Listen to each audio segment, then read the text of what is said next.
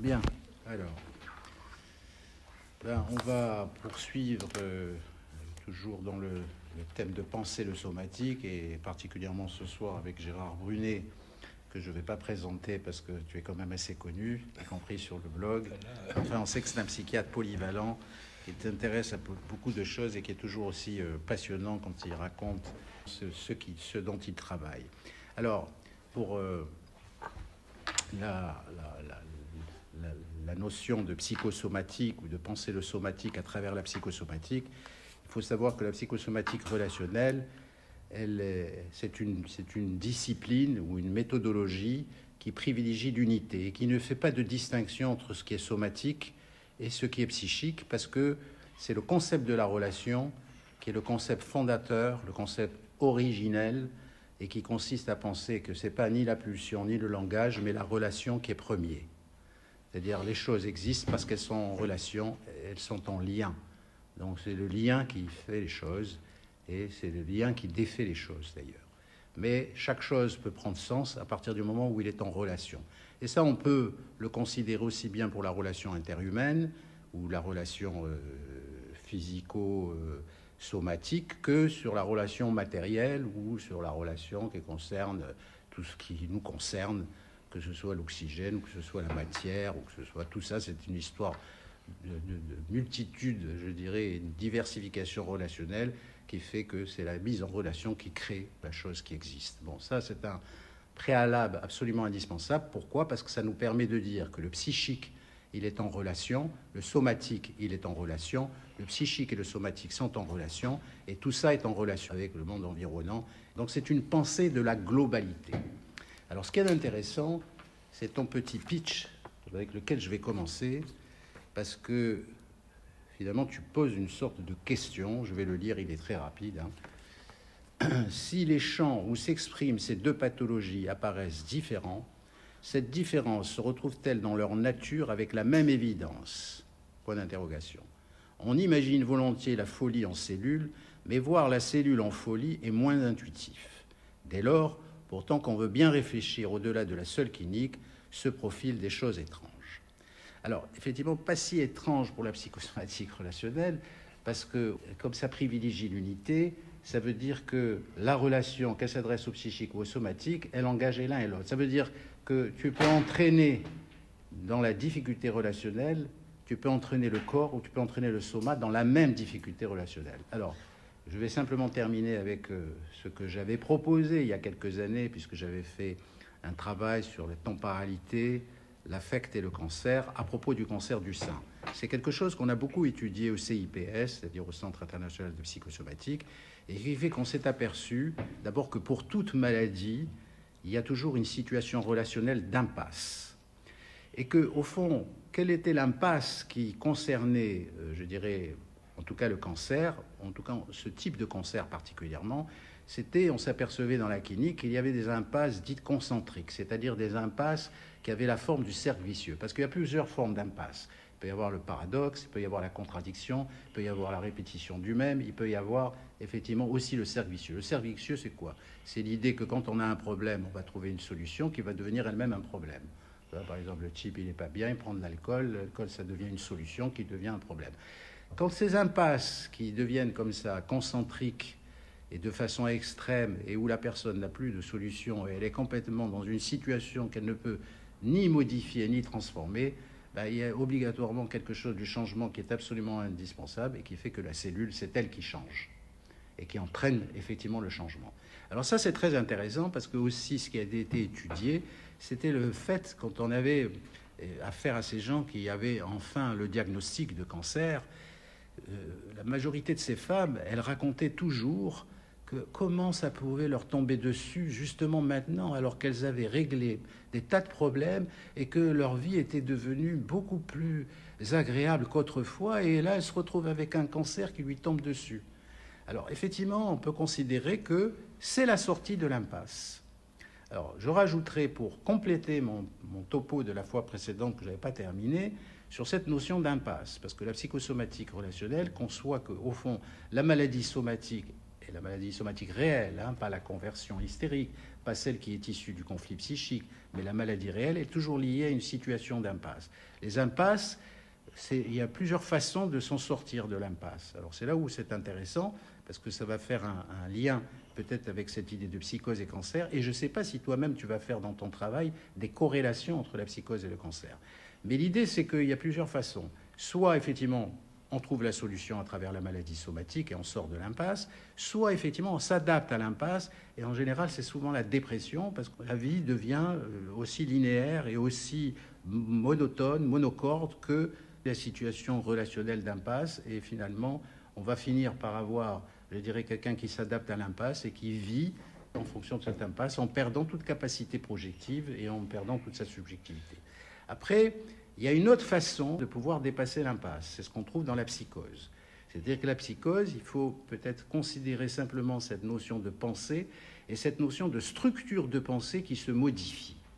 Quand tu prends la psychose, c'est quoi? C'est-à-dire qu'en fait, l'impasse, si c'est une contradiction, il s'agit effectivement de rendre le contradictoire non contradictoire et de permettre à la question mentale de régler la question de l'impasse à travers la possibilité mentale en changeant la structure de la pensée qui fait que le contradictoire n'est plus contradictoire. Et ça, c'est très intéressant parce que c'est quelque chose qu'il est très difficile de repérer parfois les psychotiques, parce que parfois les psychotiques, ils sont assez cohérents, mais il y a une structure de pensée, elle, qui est totalement contradictoire, que l'on peut dénicher, et on peut aller encore plus loin, parce que lorsque le contradictoire va être totalement le non-contradictoire, on est pratiquement dans le délire, c'est-à-dire l'histoire du rêve. Alors, il peut exister des corrélations, justement, entre ces possibilités de faire des maladies mentales ou ces possibilités de faire des maladies somatiques.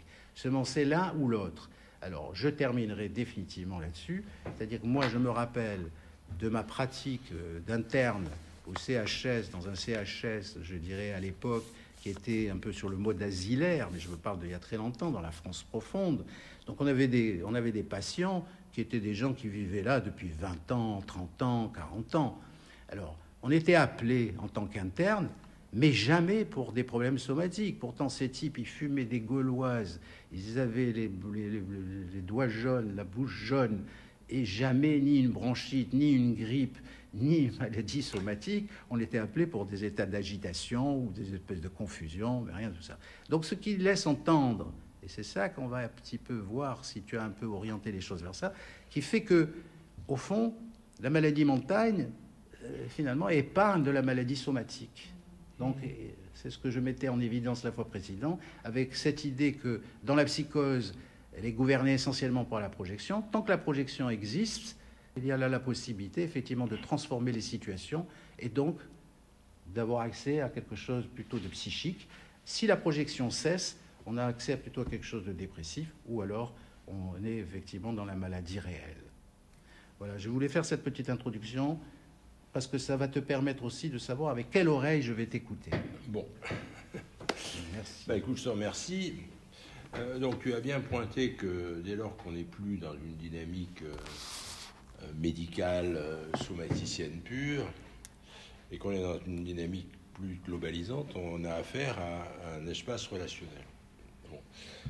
Cette problématique de la relation, il faut l'entendre comme au sens large, c'est-à-dire qu'on est en relation effectivement avec nos semblables, mais également avec le cosmos, on pourrait dire, et aussi avec l'intérieur de nous-mêmes. Donc là, il y a une relation, on va dire, globale, hein, dans laquelle chacun de nous est impliqué. Mais cette relation, pour qu'elle fonctionne sur un mode qu'on dit adapté, il faut pouvoir maîtriser ce que Lacan avait repéré comme les trois registres, hein, le système RSI, hein, du réel, du symbolique et de l'imaginaire. Et on va voir au cours de cet exposé comment ils sont impliqués dans cette dynamique qui, effectivement, au départ est relationnelle. En sachant que le problème qui est posé d'emblée, c'est que dès lors qu'on communique en quelque sorte, hein, en jouant sur ces registres-là, on est censé obéir à des lois. C'est-à-dire que c'est pas purement intuitif, ou au moins on s'en rend pas forcément compte, mais d'une façon générale, pour que ça fonctionne, il faut que ça fonctionne selon des lois. Et on va voir un petit peu justement, à travers la psychose et le cancer, comment le dysfonctionnement, la maladie, elle se fonde sur des transgressions par rapport aux lois en question. Mais on va rappeler d'abord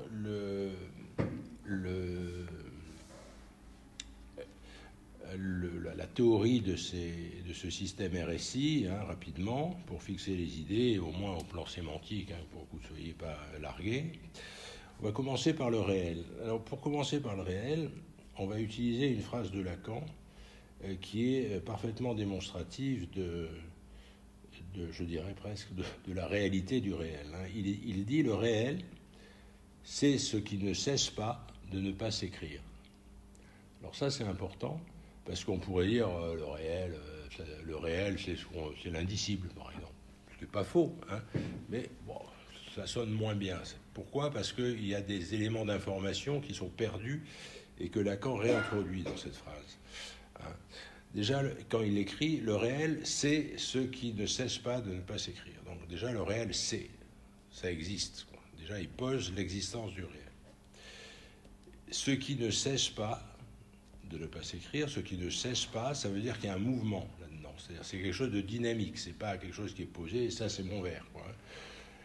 Il y a une dynamique, et qui ne cesse pas de ne pas s'écrire, c'est-à-dire qu'il y a une écriture possible, mais pour ce qui concerne le réel, ça ne cesse pas donc de ne pas s'écrire. Le réel ne s'écrit pas. Alors, si on veut apprécier la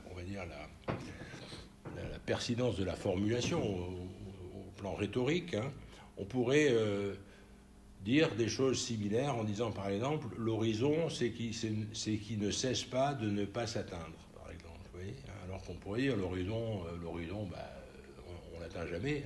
Non, quand on dit l'horizon, c'est ce qui ne cesse pas de ne pas s'atteindre.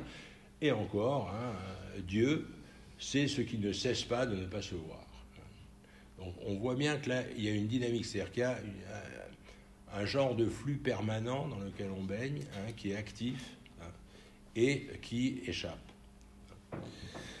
Alors donc, si ça ne cesse pas de ne pas s'écrire, ça implique quand même qu'il y a une possibilité d'écriture, c'est-à-dire des choses qui s'écrivent. Et ce qui s'écrit, en fait, c'est la réalité, qui, je cite toujours Lacan, n'est que la grimace du réel. C'est-à-dire, c'est de l'en moins par rapport au réel. Mais au moins, ça s'écrit. Et c'est donc, on le constate facilement, c'est-à-dire que ce qu'on appelle la réalité, que ce soit cette salle, vous, c'est chaque fois quelque chose qu'on peut décrire. On peut dire, il y a une table, il y a des spectateurs, il y a des chaises, tout ça, ça s'écrit. Ça s'écrit, mais vous avez compris que ce n'est qu'une partie du réel de la situation dans laquelle on se trouve. C'est ça qui est intéressant, parce que ça introduit donc les deux autres registres, à savoir le symbolique, c'est les mots pour le dire ou les mots pour l'écrire, qui obéit à des lois propres, également, et l'imaginaire, qu'on pourrait considérer comme une réalité bricolée, finalement. C'est-à-dire qu'on part sur la réalité de cette salle, et puis on pourrait imaginer que les chaises soient rouges, ce serait plus joli, ou que Daniel se fasse couper les cheveux, ce serait pas mal non plus. Alors on se bricole, et puis on se retrouve avec Daniel rasé, les sièges rouges, et moi avec un costume à carreaux. Voilà. Donc on prend cette réalité, on la bricole. L'imaginaire, c'est ça. C'est-à-dire que ça vient jamais de nulle part. Daniel s'intéresse beaucoup aux rêves. Freud a évoqué les restes diurnes dans les rêves. Mais il n'y a pas que les restes diurnes. C'est-à-dire que lorsque on lui rapporte un rêve, ce qu'on rapporte, aussi bizarre que ça soit, c'est des choses qui se nourrissent de la réalité du sujet. S'il parle de martiens, ça veut dire que dans la réalité, il a lu des bouquins de science-fiction où on parlait de martiens, tu vois. Il n'y a rien qui est... ou alors, et on le verra d'ailleurs, on part dans la novlangue, c'est-à-dire en fait dans la schizophrénie. C'est-à-dire que là, carrément, les mots ne veulent plus rien dire. Mais je ne pense pas je sais pas, tu as vu des schizophrènes qui te racontaient des rêves sur un mode schizophrénique, toi? Alors justement, oui, c'est très important de se dire qu'il n'y a pas de fonction de rêve chez le schizophrène, parce Oui. qu'il est dans le rêve tout le temps. C'est ça. Donc voilà, donc il y a un certain imaginaire, effectivement, qui n'est pas justement de l'ordre du refoulement, d'ailleurs. C'est ça. Donc, l'imaginaire, réalité bricolée. Donc, ces trois registres, réels, on va plutôt parler de la réalité, mais bon, c'est ce qui est le plus facile à appréhender, on va dire. Tout ça, ça constitue le champ d'une possible communication, car ces fonctions sont partagées. C'est ça qui est intéressant. C'est-à-dire que là, on est justement, on parlait de relation tout à l'heure, mais pour être en relation, il faut qu'il y ait un partage. On est plus facilement en relation avec quelqu'un qui parle notre langue maternelle qu'avec un type à l'autre bout du monde qu'on ne comprend pas ce qu'il dit, tu vois. Donc ça, c'est partagé. Et ça permet la relation. Alors que le réel, c'est partagé aussi, mais comme on ne peut rien en dire, ça ne peut pas s'écrire, c'est difficile.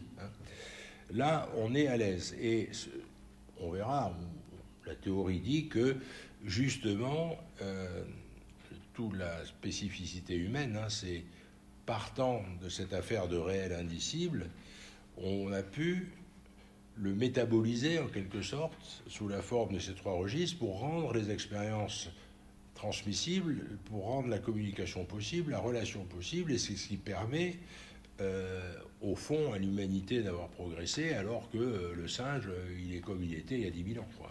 Parce que comme il ne peut rien partager, il ne peut pas mettre quoi que ce soit en commun et il ne peut pas progresser.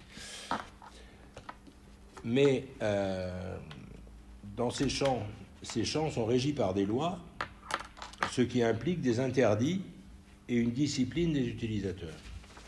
C'est là qu'on commence à voir pointer le nez de la folie, dans la mesure où lui, un peu il transgresse, c'est un peu la discipline, c'est pas trop le truc, ce qui fait que, au premier chef, et c'est probablement on va dire la première souffrance ou la souffrance originelle du psychotique, c'est qu'il n'est pas compris. Parce qu'il ne faut pas vous faire d'illusions. C'est-à-dire, ce qui amène les psychotiques en psychiatrie, c'est le rejet dont ils sont l'objet de la part des gens dits normaux. Ce n'est pas la maladie en soi. Le schizophrène qu'on laisse délirer et vivre une vie. Alors bon, après, il y a des formes hyper graves.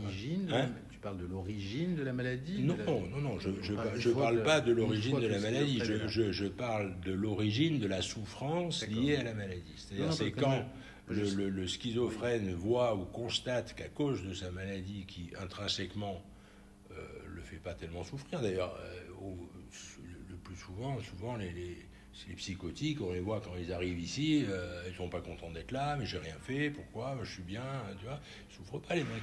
Sauf que dans la relation, on a un conflit parce que ils sont pas compris, donc ils angoissent et on rentre là. Et ça, c'est on va dire le prix qu'ils payent de cette transgression. Alors les lois de la réalité, ça, c'est des lois basiques qu'on apprend à l'école. C'est fondé sur l'expérience, sur la preuve, la démonstration. On a les lois de Laplace, on a les lois d'Archimède, tout corps plongé dans un fluide, etc. La réalité telle qu'elle est métabolisée et, on va dire, explicitée et maîtrisée, donc, du coup, ça implique, si vous voulez, que ça obéisse à des lois qui sont des lois physiques. Il y a une loi physique qui dit que la lumière, ça a une vitesse constante et indépassable. Bon, voilà, avec un chiffre. Voilà, ça, c'est la loi. Bon, tu éclaires une pièce, les photons, ils se baladent à la vitesse de la lumière. On ne sait pas pourquoi, mais c'est comme ça. Que pi soit un nombre irrationnel, avec une affinité de décimale, voilà, on ne peut pas faire autrement, et ainsi de suite. Donc ça, c'est des lois, c'est les lois de la réalité qui sont les mêmes que les lois du réel, bien sûr. Ensuite, on a les lois du symbolique. Alors ça, c'est peut-être le point un peu dur là de l'affaire. Pourquoi ? Parce que c'est des concepts lacaniens qui sont un peu, qui sont pas toujours très connus, ou quand ils sont connus, ils sont pas toujours bien connus. Et donc, parce que ces lois symboliques, du symbolique sont bien résumées par le nom du père de Lacan. Ça part de là, hein, le nom du père. Alors déjà, évidemment, on peut lire le nom, N-O-N. Là, on a déjà une notion de loi, l'interdit, ça c'est la loi, le nom du père, mais c'est aussi le nom du père, oui, N-O-M. Et là, c'est pas non plus très rassurant dans la mesure où ce nom du père, qui devient le nom du fils, fait que le nom du fils, ce n'est pas le nom que du fils, parce que c'est aussi le nom du père. Donc, l'identité, en quelque sorte, du fils, elle est floue si on s'en réserve, si on s'en tient au champ du signifiant.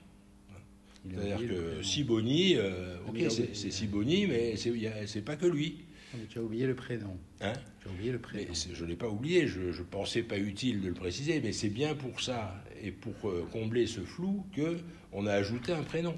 Hein? Et même chez les anglo-saxons, comme ce doit être des genres d'obsessionnels, eh ben, ils ont mis un deuxième prénom, qu'on a aussi en France, mais là c'est carrément John Fitzgerald Kennedy, quoi. C'est pas John Kennedy.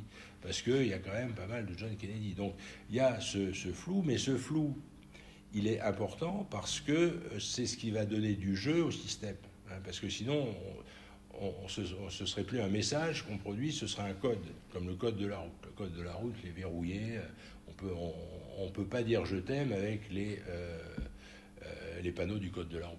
Tu vois.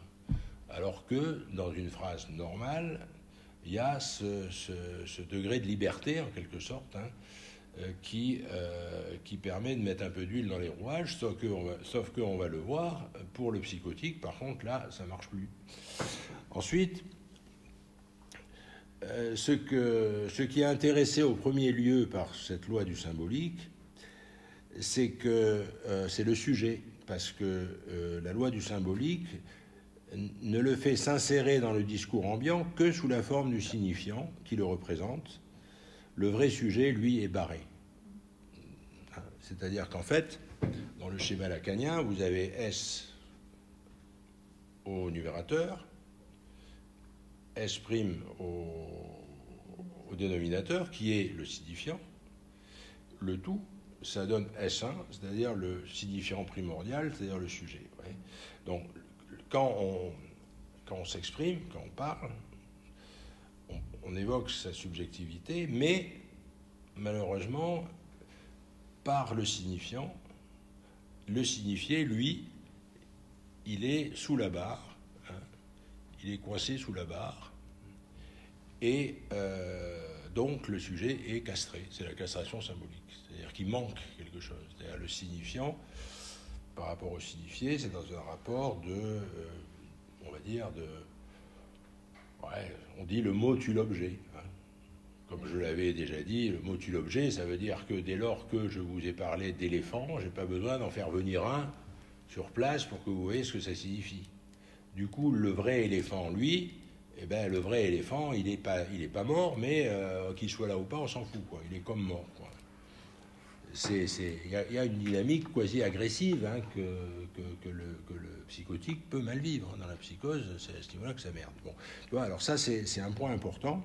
Hein, c'est-à-dire qu'en fait, qu'est-ce que ça exprime, ça? Ça exprime que, comme vous le sentez quand vous parlez, hein, ou quand vous lisez, ou quand vous écoutez une émission, ou est-ce que je sais quoi, vous voyez que le discours, tel que vous l'entendez ou vous le lisez, c'est quelque chose de souple. Hein.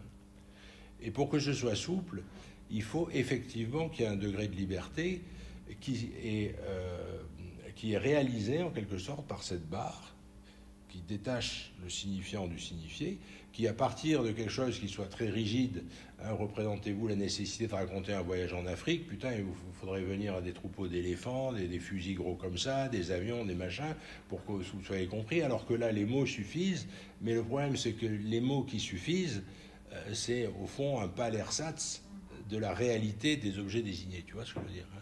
Ça, c'est un truc... Il y a plus simple. Le mot divise la chose divise le mot, voilà, parce que le mot n'est pas la chose, simplement. C'est bien ça. Voilà. Les mots sont différents, mais on s'en fout. Mais c'est très compliqué, tout ça. Alors que non, mais je t'avais j'avais prévenu que ce serait compliqué, mais... Donc tu divises. la chose, le mot, tu vois. Bon, c'est vrai Par contre, il y a un endroit où le mot devient la chose et la chose devient le mot, c'est l'affect. Ah oui, non, mais là, on n'est plus ni dans le mot, ni dans... Peut-être on est dans le prénom. On n'est plus dans le... On est dans le prénom. Ah non, dans le prénom, on n'est pas forcément... On est encore dans le mot.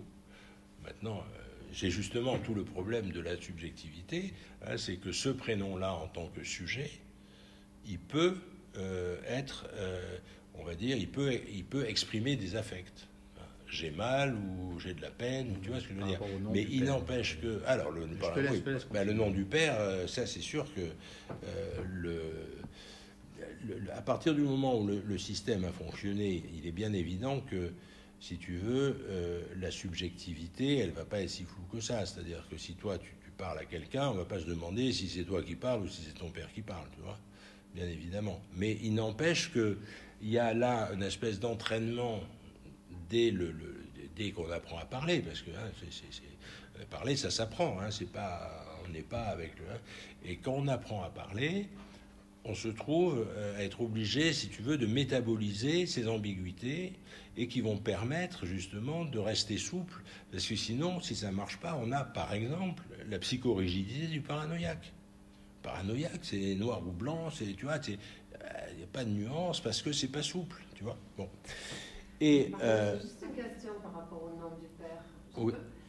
Est-ce que c'est pas aussi la fonction symbolique justement du père chez Lacan? Ah mais oui, mais c'est évident. Mais pour que la fonction symbolique soit opérante, ou la fonction symbolique est opérante, justement à cause de cette ambiguïté, tu vois.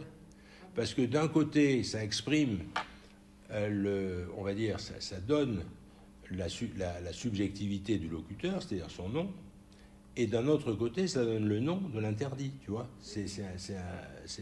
Bon, évidemment, je ne sais pas parce que ça, c'est toujours pareil avec Lacan, il y a des jeux de mots, hein, et c'est pas évident que ce soit pareil dans une autre langue, mais Lacan étant français, il a théorisé comme ça, tu vois. Chacun voit midi à sa porte, en quelque sorte. Hein.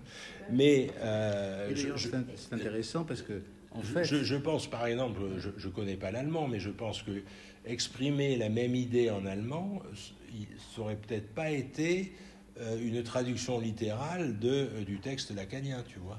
Mais je pense que normalement, les Allemands, ils doivent pouvoir exprimer la même idée, à savoir cette idée de loi, hein, et cette idée aussi d'identité. Ça, c'est un problème qui est universel.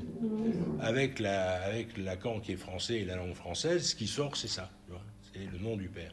Alors, c'est important, c'est le nom du père, parce que quand moi j'ai entendu après par des gens moins bien informés, ils disaient la psychose c'est la forclusion du père. C'est pas du tout la forclusion du père, c'est la forclusion du nom du père, parce que c'est le nom qui est comment te dire, le process. C'est là que ça se tient, quoi. Hein, c'est pas dans le père. Hein. Ensuite, on a les lois de l'imaginaire. Alors, l'imaginaire, sa loi à lui, c'est qu'il n'est communicable seulement par les voies du symbolique. C'est-à-dire, quand tu rêves et que tu veux que ton analyste t'interprète genre le rêve, ben, il faut que tu lui racontes le rêve. Alors du coup, ben, tu glisses. C'est l'erreur si de tu tous les veux. psychanalystes. C'est l'erreur de tous les psychanalystes. Ah ben, moi, je sais pas si tu peux interpréter un rêve qu'on t'a pas raconté. Ou alors, Non. Ah bon. Bien sûr, il y a toujours un récit. Ah, voilà. Il y a toujours un récit, bien sûr. Il y a un Le rêve récit. existe parce qu'il est... Mais c'est ça que tu interprètes, c'est le récit. Oui. Hein. Mais en fait, tu vas au-delà de l'interprétation. C'est-à-dire, quand tu interprètes le récit, je pense que tu es quand même à l'affût de la forme du récit. Tu es à l'affût des affects qui apparaissent dans l'énoncé du récit. Tu vois ce que je veux dire ? C'est pas forcément...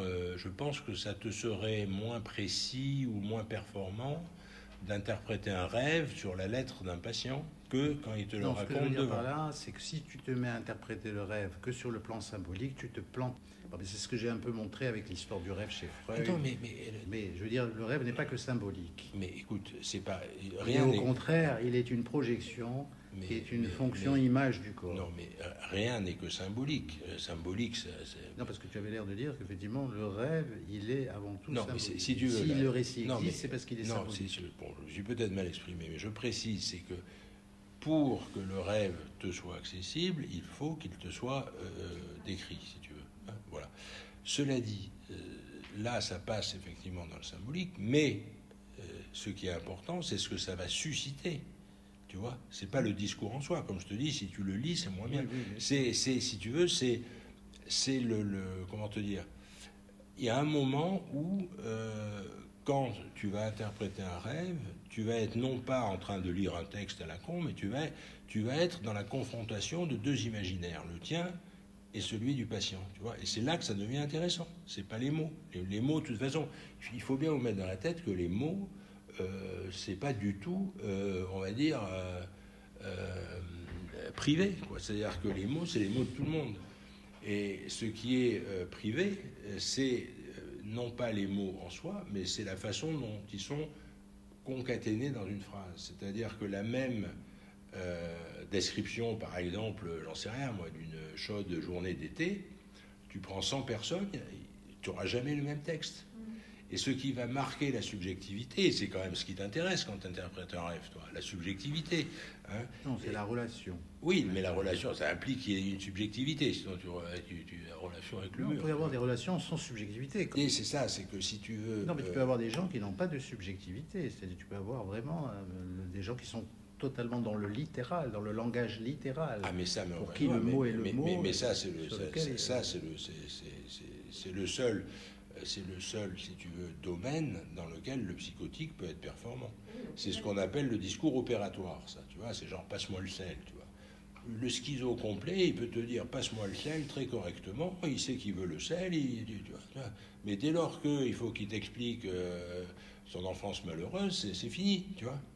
Hein, la pensée opératoire, ça se retrouve aussi d'ailleurs chez les talimites, etc. Mais c'est pas ce qui est en question ici. Hein. Là, on parlait, si tu veux, de ces lois de l'imaginaire. Si tu veux, la loi de l'imaginaire, c'est que l'imaginaire, il est en quelque sorte asservi aux lois du symbolique, parce que sinon, il n'est plus communicable, et puis ça devient ce qu'on va voir plus tard. Hein. Parce qu'un discours suscite des images seulement s'il est intelligible. Si tu permets, oui. La concorde. Oui, elle avait une question. Pour te parler de la projection. La concorde, c'est un symbole phallique. Et ça devient, je dirais, un objet symbolique. Quelle concorde? La concorde qui arrive sur Paris. L'obélix. Oui. Putain, il est bon, lui. Hein. D'accord. Hein, mais si tu réfléchis bien d'où il sort le symbole, il a une origine. Et il a une origine anthropomorphique. C'est-à-dire, c'est une projection de la rectitude humaine, c'est-à-dire avec un haut, un bas, un dedans, un dehors, un devant, un derrière. Mais d'abord, il y a cette projection. Et secondairement, il y a la symbolisation. Mais avant la symbole, il y a la projection. Dire qu'il n'y a que le symbole... Non, mais c'est pas... Si tu veux, le symbole, c'est un outil. Non, mais on est d'accord. Mais pour te dire qu'il y a un préalable au symbole. Et ce préalable au symbole, il est relationnel. Mais je ne vais pas t'envahir avec ma façon de penser. Non, mais moi je pense que ta façon de penser, il est évident que tout le registre du symbolique, et je l'ai dit d'ailleurs en introduction, il est au service de l'homme pour maîtriser le réel. Non, mais c'est par rapport à cet imaginaire et symbolique que je te parle. Ah, mais imaginaire et symbolique. Alors ça, je peux te répondre de façon plus précise, parce que le symbole, ce qu'on appelle un symbole, ça date de la Grèce antique, et un symbole, qu'est-ce que c'était à l'origine? C'était une pièce ronde qu'on cassait en deux, que des amis se donnaient, tu vois, par exemple, je casse une pièce, je la donne et tout, et ils partaient en voyage ou je sais pas quoi, et si ils se retrouvaient, ils mettaient la pièce, tu vois, et c'est là que ça prenait sens, tu vois, je veux dire. Donc il y a quelque chose de l'ordre du sens, mais effectivement, tu vas pas faire ça avec n'importe qui. C'est-à-dire qu'effectivement, avant même que le symbole soit constitué, je dirais, il y a une relation. Une identification à l'autre avec une projection de l'un sur l'autre. Évidemment. Voilà. Mais c'est justement pour ça que ça s'appelle le symbole, parce que ça renvoie à cette dynamique d'identification, de lien, de relation, etc. Tu vois, c'est pas un truc... voilà. Hein. Et je finirai avec ça en disant que donc c'est en quelque sorte pour se représenter comment est bridé l'imaginaire en quelque sorte, hein, à quelle loi il doit se plier, c'est qu'il est sous la barre. Hein. il est constitutif du signifié et il ne peut se partager que sous la forme d'un signifiant. Tu vois, c'est-à-dire que tout ce que tu peux savoir de mon imaginaire, c'est ce que je vais te raconter. Si je te le raconte pas, si tu me vois comme ça, tu peux dire que je suis angoissé ou agité, mais tu seras beaucoup plus loin de ma vérité du moment que si je te parle. Tu vois ? Estelle, tu avais une question ? C'est pas une question, c'était une remarque qu'on discutait justement du symbolique, et effectivement, le signifiant n'existe que parce qu'il y a un signifiant maître, mais qui ne va être que représenté par un autre signifiant. C'est-à-dire qu'on est toujours dans une chaîne de signifiants, plus qu'un signifiant. Ah oui, mais ça, c'est le... Et donc, c'est pour ça qu'il y a toujours cette relation. Non, mais alors attends, il faut que tu saches que Daniel, il a un peu du mal avec Lacan, tu vois. Il faut y aller un peu. C'est-à-dire, en doucement. fait. Alors, si tu lui dis, si je lui avais dit carrément le signifiant, c'est ce qui représente le sujet pour un autre signifiant, je crois que. Mais on voit. Mais c'est bien, mais c'est bien ce qui est en question, puisque si tu veux, dès lors que tu es représenté comme sujet, tu es représenté par le signifiant, effectivement.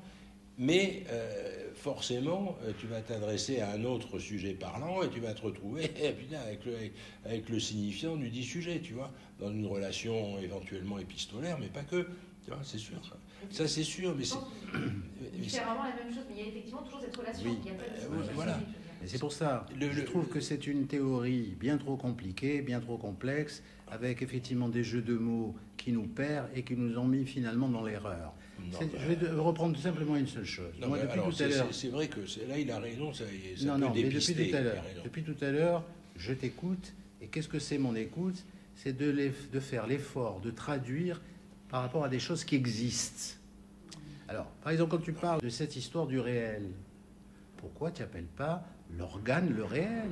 Qu'est-ce que tu vas aller chercher cette histoire? Le réel, quand tu as dit, c'est de ceux qui ne s'écrit jamais. D'accord? Donc attends, non, je termine. J'ai pas dit que c'est écrit, mais c'est ce qui ne cesse pas de ne pas s'écrire. Qui ne cesse pas de s'écrire. Voilà. C'est-à-dire, il est impossible de l'écrire. Ben, évidemment. Non, alors attends. Si non, il existe, mais il est impossible, effectivement, de le symboliser. Mais c'est pas ça le point. Non, mais on est d'accord. Non, on n'est pas d'accord. Alors qu'est-ce que ça veut dire? Je vais te dire le point nodal de la phrase de Lacan. Et c'est là que c'est supérieur au fait, genre, de dire le réel, c'est ce qui s'écrit pas. C'est ce qui ne cesse pas de ne pas s'écrire. Il y a cette dynamique. Oui, c'est-à-dire il est constamment là. Non, justement, mais non. Mais alors, évidemment, il est constamment là. Je veux bien entendre ça. Évidemment qu'il est constamment là. Voilà. Mais par contre, il ne peut pas apparaître. Le point nodal, c'est il ne peut pas apparaître.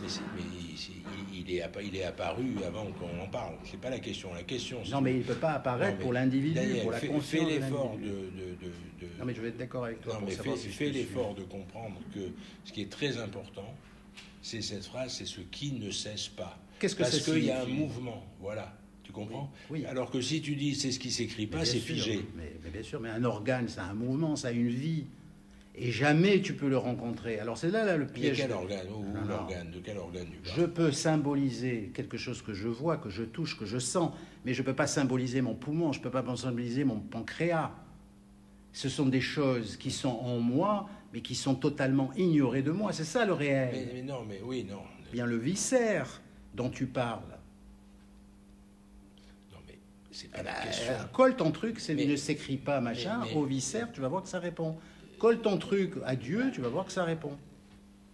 Mais non, mais ça répond pas du tout, parce que tu peux pas écrire le rein, c'est ce qui ne cesse pas de ne pas s'écrire. Mais le rein, je n'en sais rien. Le rein, j'ai jamais rencontré un rein de ma vie, j'ai jamais touché un rein de ma vie, j'ai jamais senti un rein de ma vie. Un rein, c'est quelque chose qu'on m'a dit à un niveau symbolique. Non, mais si tu étais anapathe, tu toucherais des reins, putain, depuis 40 ans. Mais bien sûr, mais je te parle de l'individu. Oui, mais le réel, tu le toucheras jamais, même si tu es anapathe. Hein. Tu vois le truc ? Non, mais ce réel dont il parle, c'est lequel ? Comment lequel ? C'est-à-dire quand il parle d'un réel qui ne peut pas être effectivement... Il parle d'un réel qui ne peut pas être symbolisable. Oui. Donc, à partir du moment où il n'est pas symbolisable, on ne peut jamais avoir affaire au réel. Ouais, sauf que... je ne suis pas du tout d'accord. Je ne suis pas du tout d'accord avec ça, parce que pour moi, le réel, il est partie prenante. Ça, c'est intéressant, parce que si tu veux, dans la psychose et dans le cancer, là, tu vas le voir, le réel. Parce qu'en fait, dans la névrose, tu ne le vois pas, le réel. Parce que le réel, il t'écrase. Tu vois ? Donc, tu es obligé de dealer avec le réel. Mais, tu vois ? Alors que dans la psychose ou dans le cancer, tu te le prends. Et Lacan dit, désolé de le citer encore, le réel, c'est quand on se cogne. Et bien sûr, c'est le corps. Non. Si je te donne un coup de poing, tu vas me dire le réel existe. Mais, oui, mais alors ce qui est intéressant... Tout, point final. Non, mais je te dirai après, tu vois. Bon, on va je te donne continuer un coup de parce poing. que... Non, le réel du corps n'existe pas. Je te donne un coup de poing, tu vas me dire si le réel du corps, il n'existe pas. Bien sûr qu'il existe. Alors c'est là où on se cogne, je suis d'accord. Mais à quoi il fait allusion Lacan indirectement sans vouloir le nommer, ou je ne sais même pas si ça allait à travers ses idées, parce qu'il a éliminé la question du corps. Il fait allusion aux organes, c'est-à-dire à la matérialité de ton anatomie, de ta physiologie, de ta chimie. Il faudrait que tu t'entraînes. Et de ta physique, puisqu'après tu as situé les choses au niveau des lois physiques. Tu vois bien que les lois physiques, c'est les lois corporelles, matérielles. Ouais, ça c'est de la réalité, ça. Non, mais les lois c'est physiques. pas du réel. C'est-à-dire qu'en fait, toi, ce que tu dis, que quand tu prends le point, c'est pas forcément le réel du corps, c'est la réalité du corps. Le réel du corps, c'est différent. La preuve que c'est différent, je vais te dire, moi, la preuve que c'est différent. La preuve que c'est différent, c'est qu'en médecine, ça progresse constamment, c'est-à-dire des vérités ou des choses qu'on ne pouvait dire réelles au XVIIIe siècle, ne le sont plus maintenant, et ainsi de suite, tu vois. Et chaque fois, il y a quelque chose de dynamique, à savoir ce réel, qu'on arrive, si tu veux, à force de travail, de recherche, de trucs, à démasquer, comme disait Serge Leclerc, démasquer le réel, tu vois. C'est pour ça que c'est intéressant de le formuler comme ça. C'est ce qui ne cesse pas, parce que c'est mouvant. C'est-à-dire le réel de l'homme des cavernes, c'est pas le réel de l'homme du XXIe siècle. C'est pas figé, justement, tu vois. Alors que si tu dis le réel, c'est ce qui s'écrit pas, tu perds cette notion, si tu veux, de mouvement. Mais non, je l'assimile à l'organe. Je perds aucun histoire de mouvement. Un organe, sa vie et sa meurt. Un organe. Et sa vie et sa meurt tant que tu y es. Si tu veux, tu perçois d'un organe, toi, en tant que médecin, avec ta formation, ton éducation... Non, je dis, c'est plus facile de voir Lacan sans réel en le mettant sur le compte de la matérialité du corps. Mais bien sûr qu'il n'est pas isolable. Mais écoute, je ne veux pas te choquer, mais si tu veux, la matérialité du corps, c'est encore pas tout le réel du corps. C'est comme ça. Parce que justement, il y a le psychique. Oui, tu vois, justement. Il y a le psychique dans le corps. Justement, c'est le psychique qui te renvoie l'image de cette matérialité. J'ai fait ce travail sur penser le somatique avec les découvertes sur la projection qui est actuellement et ou sur la fonction du psychosensoriel. Alors attends, on va continuer parce que là on n'a encore parlé ni de psychose ni de cancer. C'est vrai qu'on a commencé le débat avant de terminer. On pourra faire le débat. Après, la nuit est à nous, hein, pas de problème. Hein. Voilà. Donc je disais, l'imaginaire est sous la barre, constitutif du signifié et ne peut se partager que sous la forme du signifiant. Voilà. Donc là, il y a effectivement cette histoire, si tu veux, et ça c'est important à se représenter, c'est-à-dire que il y a des lois, on l'a dit, hein, auxquelles il faut se conformer parce que sinon on devient fou ou cancéreux. Voilà. Bon, mais ça c'est la suite. Ce qui se joue dans psychose et cancer, c'est la transgression de ces lois. Ces pathologies sont le résultat de cette transgression avec, dans les deux cas, dans le programme et en l'absence de traitement, la mort. Tu vois ce que je veux dire, hein. Parce que si tu t'affranchis de ça, tu ne te protèges plus contre le réel, et le réel, ça te broie. C'est très clair. Alors, dans le cancer, chaque cellule du corps est assignée à une fonction précise et à un fonctionnement précis. Elle obéit aux lois qui définissent ses fonctions et ses fonctionnements. Par exemple, les cellules épithéliales de la peau, donc, ont une durée de vie limitée. Elles protègent le corps en formant la peau, et naissent et meurent régulièrement la vie durant. C'est-à-dire que ces cellules-là, elles ont des caractéristiques particulières et un mode d'existence particulier, et ça c'est fixé par l'embryologie, c'est une loi, ça ne bouge pas. Hein. Les neurones, à l'inverse, ne se reproduisent pas et assure le fonctionnement de la pensée par le métabolisme et la gestion des neurotransmetteurs. C'est-à-dire que là où la peau, ou la cellule de peau ne constitue qu'une petite lame qui, empilée, t'isole de l'extérieur, le neurone, lui, il faut se le représenter comme une espèce d'usine à l'intérieur duquel, et selon le neurone, sont fabriqués la noradrénaline, la sérotonine, le truc. Tu vois que c'est des choses très différentes, mais il y a la loi. La loi, c'est que chaque cellule elle a on va dire, sa fiche de poste et elle n'en démord pas. Dans le cancer, par contre, certaines cellules vont désobéir et se multiplier jusqu'à envahir et tuer le patient. Il y a là quelque chose de délirant, au sens de latin de sortir du sillon, et une perte du sens des réalités. Fou est le projet d'envahir l'organisme de tout ou partie d'un organe donné. C'est-à-dire, dès lors que, tu parlais du rein, dès lors que le rein il commence à se cancériser, à multiplier ses cellules, il bouffe, il envahit tout, et c'est pas un projet, quoi, c'est complètement délirant, intrinsèquement.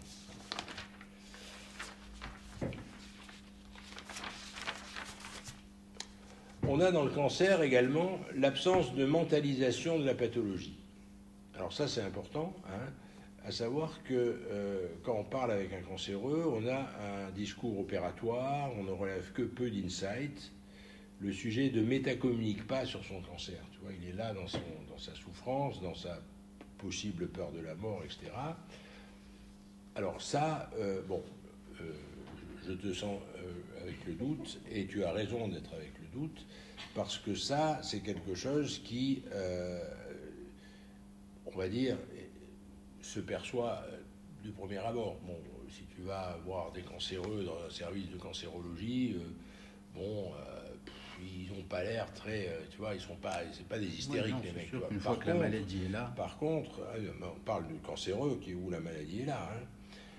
Par contre, c'est vrai que tu peux, probablement chez des cancéreux cultivés, arriver à leur tirer un peu les vers du nez. On va y revenir également à ça, parce que c'est intéressant. Pardon, une question. Quand oui. Vous dites que ce n'est pas des hystériques, c'est parce pas, pardon. qu'ils ne peuvent pas, les psychotiques ne peuvent pas faire une... Non, là je parle des cancéreux pour le moment. D'accord, mais vous parlez des hystériques, ils ne peuvent pas faire des conversions? Non. Comme les hystériques? Oui, bon, un cancéreux, on pourrait imaginer qu'il puisse avoir une conversion, mais on ne sait jamais trop. Par contre... c'est là où ils sont bloqués, parce qu'ils sont dans la structure. Or, effectivement, la pathologie, on le sait aujourd'hui, elle est multidimensionnelle. C'est-à-dire une hystérique, elle peut faire un cancer du sein comme elle peut faire de l'asthme. Oui, absolument. Non, mais cette histoire de structure, ça, tout à fait. Cette histoire de structure chez Lacan, ça a tué. Quand je dis qu'ils sont pas très hystériques, c'est-à-dire qu'ils... Je veux simplement exprimer par là, de façon peut-être un peu abusive, qu'ils ne sont pas expansifs, ils ne sont pas théâtraux, ils sont pas dans le... on décrit même souvent, au moins dans des stades assez sévères, les cancéreux ont tendance à se replier, à être un peu méchants avec l'entourage. Là, on rejoint Freud, qui disait bien que dans les pathologies physiques ou somatiques, il y avait ce qu'il appelait un repli narcissique. C'est un peu ça qui est en question dans notre affaire là. Mais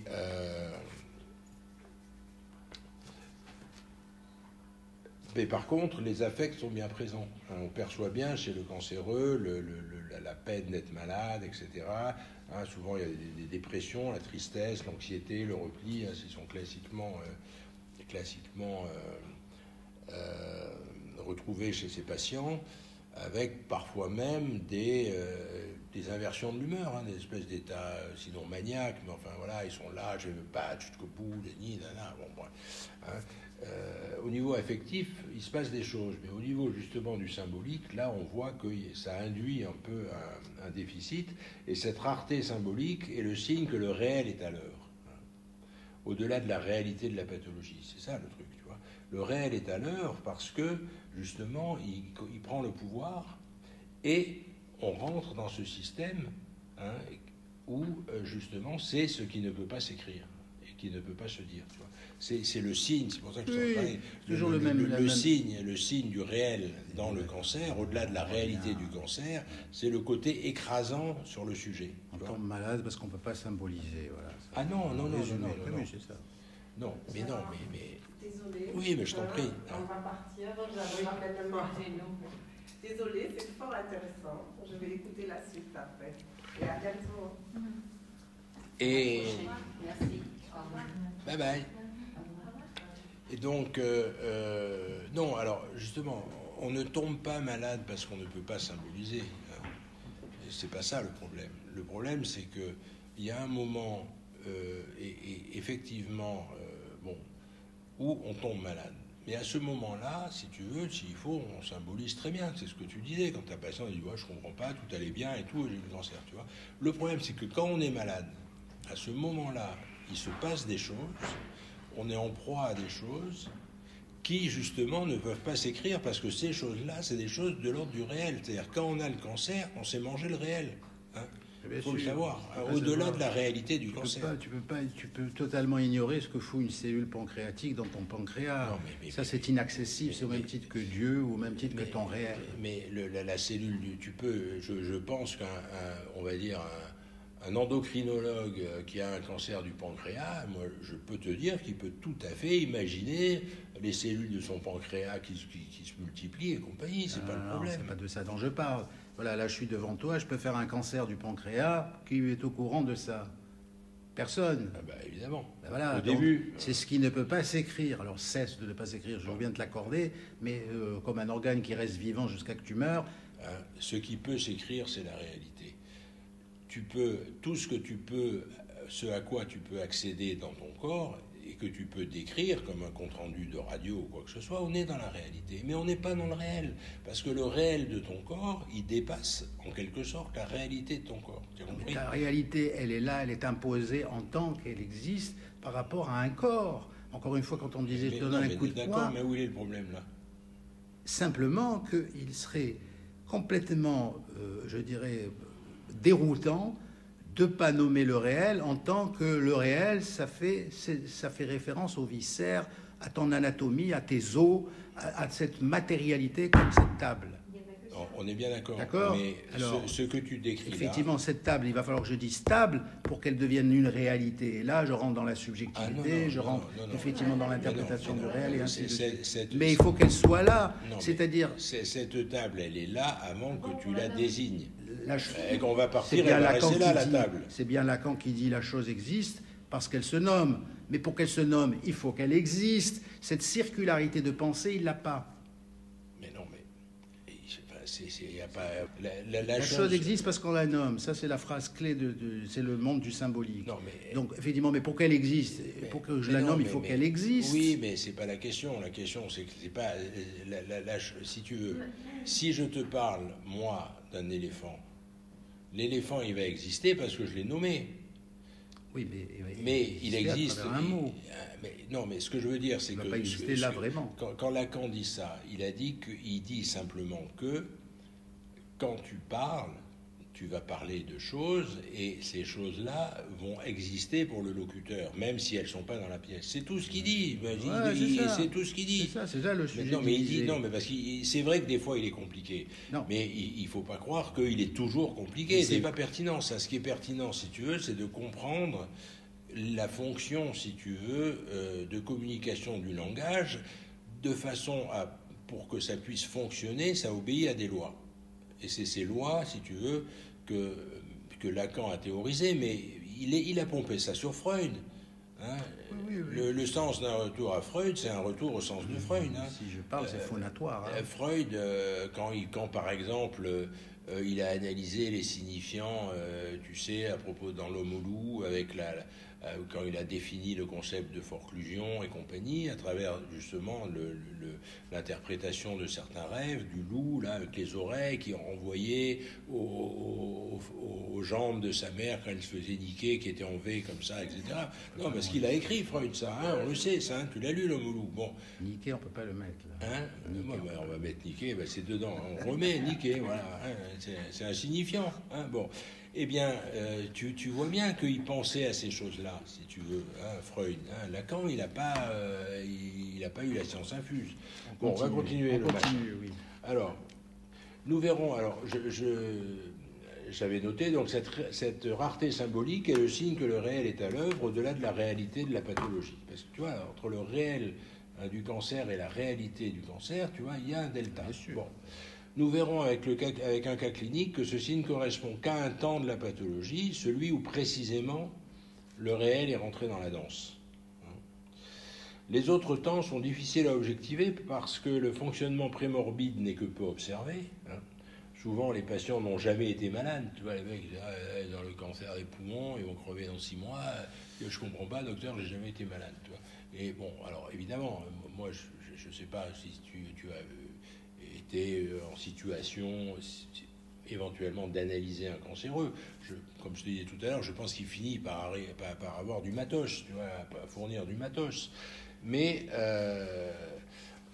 pour ces patients-là, si tu veux, qui te disent « j'ai jamais été malade », ben, ça illustre bien ce propos lacanien, à savoir il y a une sorte d'irruption du réel. Le réel, c'est quand on se cogne. Pour ces raisons, et malgré des tentatives réitérées depuis des décennies quand même, hein, c'est un peu évidemment désuet maintenant en 2020, mais les psychothérapies du cancer n'ont pas donné grand-chose. Hein.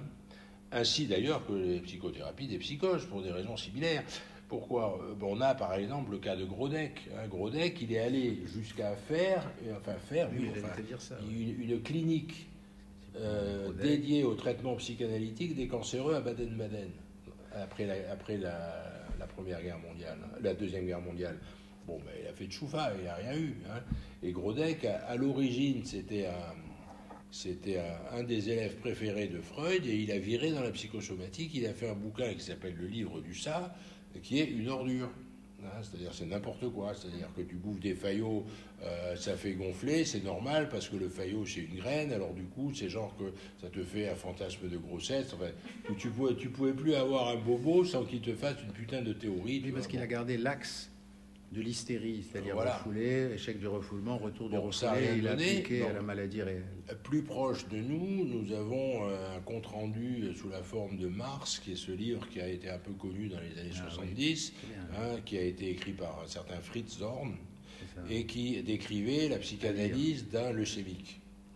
Alors, on notera que le vrai nom du leucémique, c'était Angst, qui signifie anxiété en allemand. Tu vois.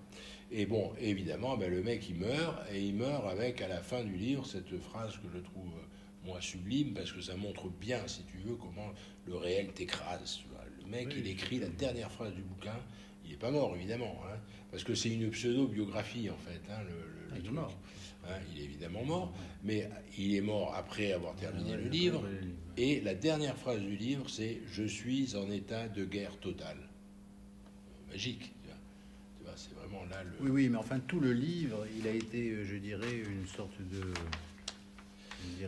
d'illustration parfaite de l'impasse relationnelle, justement. Bien sûr. C'est qui l'auteur, pardon ? Comment ? L'auteur de ce livre ? Fritz Zorn. Ah, Zorn. Z-O-R-N. Zorn, ça veut dire colère, si je ne m'abuse. Z-O-R-N. Et le malade, c'était... il s'appelait... je ne sais plus son prénom, il s'appelait Angst. Angoisse.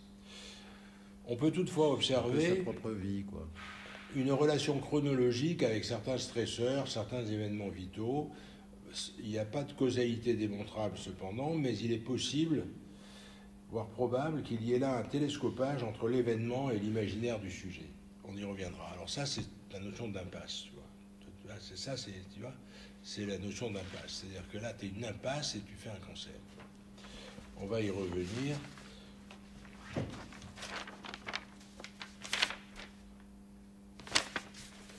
C'est-à-dire, dans mon idée, c'est pas tellement l'impasse. Hein, c'est-à-dire, il ne s'agit pas de considérer que l'impasse... Disons, quand tu es dans une impasse, il faut que tu t'en sortes. Oui, tu as plusieurs modes de sortie. Déjà, l'impasse, elle est forcément relationnelle. C'est-à-dire que quand tu es dans une impasse, il y a quand même deux choses dans une impasse. Il y a toi qui es dedans et tu as le mur qui te bloque le passage. Hein. Tu n'es pas tout seul, sinon c'est pas une impasse. Il y a toujours une dimension dynamique ou dialectique dans une impasse. Alors maintenant, on va venir à la psychose. On va voir que c'est quand même assez similaire. C'est-à-dire que dans la psychose, il y a une transgression originelle, et la transgression originelle du psychotique se situe au niveau du symbolique. Le signifiant qui représente le patient n'existe pas. La castration symbolique n'a pas opéré, car le nom du père est forclos dans les deux sens. Hein. Le nom NON de la loi et le nom qui le divise en le désignant normalement comme à la fois lui et aussi l'autre. Ce nom-là n'existe pas non plus, ou au moins il n'est pas rentré dans, il n'a pas été, on va dire, il est resté, parce que folklore c'est ça, c'est laissé en dehors en quelque sorte. Hein. Il n'a pas intégré le psychisme du psychotique, et du coup, il ne peut pas s'inscrire dans le discours sur un mode normal. Et c'est là qu'il se met dans la merde, en fait. Car le psychotique est ainsi bloqué dans une position de toute puissance, puisque le non n'existe pas, donc tout est permis, c'est la fête, et dans l'impossibilité d'être perçu comme le sujet de son discours, puisque bloqué sous la barre. Dans l'algorithme S sur S, le signifiant S du dessous, il est seul sous la barre, au-dessus il n'y a rien. Voilà. Donc du coup, il ne peut pas, ou évidemment, il peut dire je, il peut dire comment il s'appelle. Le problème, c'est que quelque part, on va dire, il n'est pas crédible, il n'est pas perçu comme, tu vois. Il n'est pas, ça rentre pas dans le système. D'où une difficulté pouvant aller jusqu'à l'impossibilité de s'insérer dans le registre du symbolique, quand vraiment et donc de communiquer de façon adaptée autrement que sur un mode opératoire. Parce que là, sur un mode opératoire, on l'a évoqué tout à l'heure, ça marche. Passe-moi le sel, ça marche. Mais quand il s'agit d'exprimer autre chose, qui soit plus de l'ordre de l'affect, ben ça ne marche plus parce qu'il n'y a pas de sujet. C'est pour ceci que la schizophrénie se révèle souvent à l'adolescence, parce que c'est l'âge où l'on cesse d'être essentiellement pensé par les parents ou porté par le fantasme parental, en fait, tu vois, et où il convient de penser en son nom. Hein. Il faut s'autonomiser par rapport au discours parental qui nous a porté jusque-là. À partir du moment où on doit fonctionner selon sa propre subjectivité, ben, il n'y a personne dans le discours. Et là, en termes de communication, ça ne fonctionne pas. Et quand ça ne fonctionne pas, c'est là qu'on a les premières décompensations psychotiques, notamment dans les premières amours, par exemple. Hein. Souvent, les adolescents, les psychoses qui commencent à l'adolescence, ils ont rencontré une nana, ou alors ils se mettent moi j'ai un cas comme ça en tête, où le gars, il a commencé à faire un délire érotomaniaque. C'est-à-dire qu'il s'est déclaré complètement amoureux d'une nana. Bon, si toi tu me dis ça, il me dit tiens, bon, il a rencontré une nana, c'est sympa, il s'éclate et tout, alors que lui il s'éclate rien du tout parce qu'il a juste regardé, des fois il la voit passer en bas de chez lui, tu vois. Alors il est fou amoureux, le gars il allait acheter des parfums hors de prix et tout, et lui avait jamais parlé, tu vois. Et à la fin, ça s'est terminé à l'HP, quoi, tu vois.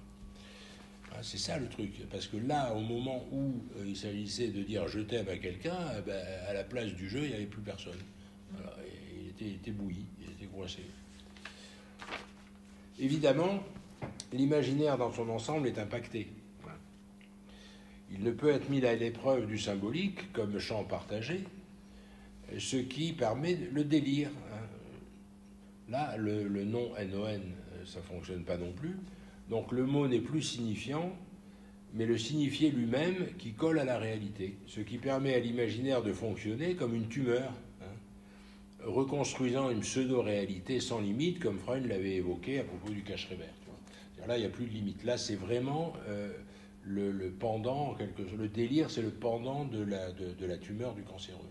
C'est-à-dire que c'est une production imaginaire qui n'a pas de limite, qui n'est pas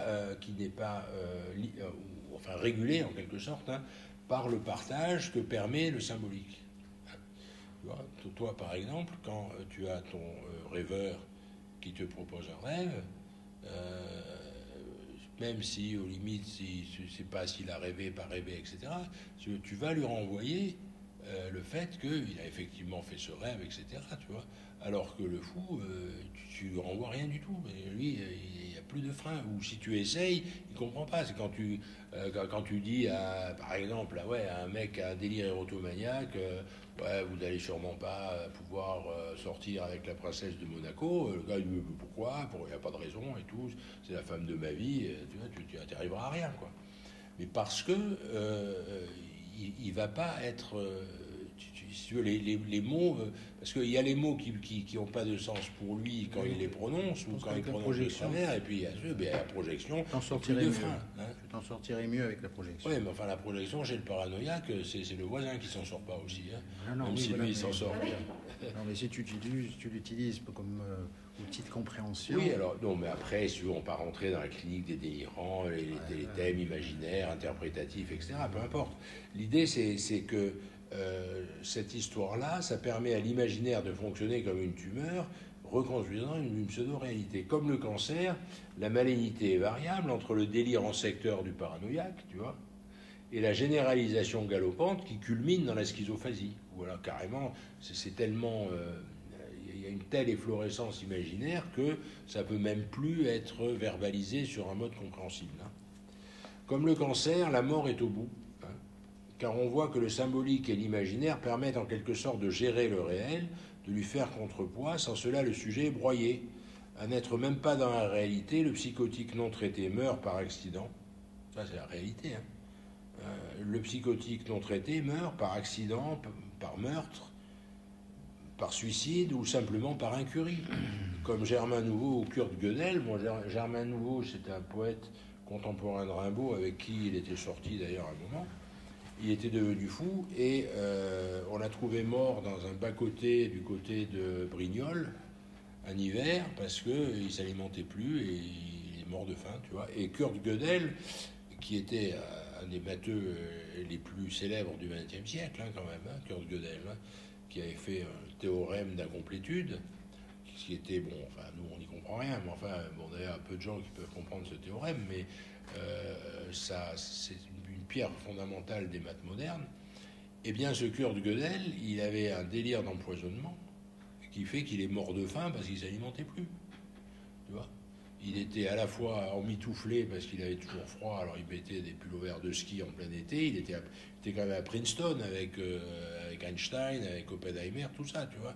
Le mec, putain, et à un moment, ils l'ont trouvé mort. Bon, après, il est parti en couille parce qu'à part ce théorème, il n'a plus rien fait. Après, il a fait genre des mathématiques philosophiques, il a essayé de publier des trucs qui ne valaient pas un clou, puis il s'est éteint progressivement dans sa folie jusqu'à effectivement mourir comme ça, c'est-à-dire d'incurie, tu vois. Le réel les écrase.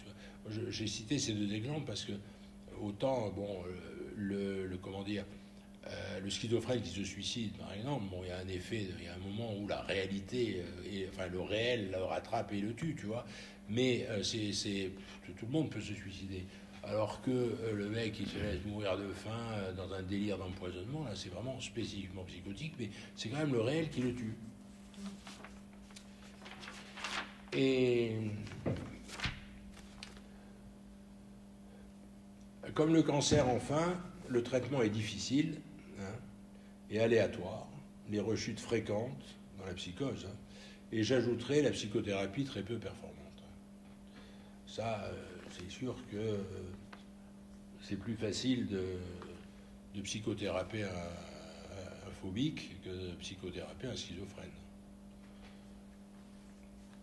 Donc on voit que ces deux pathologies, finalement, il y a des points communs. Hein.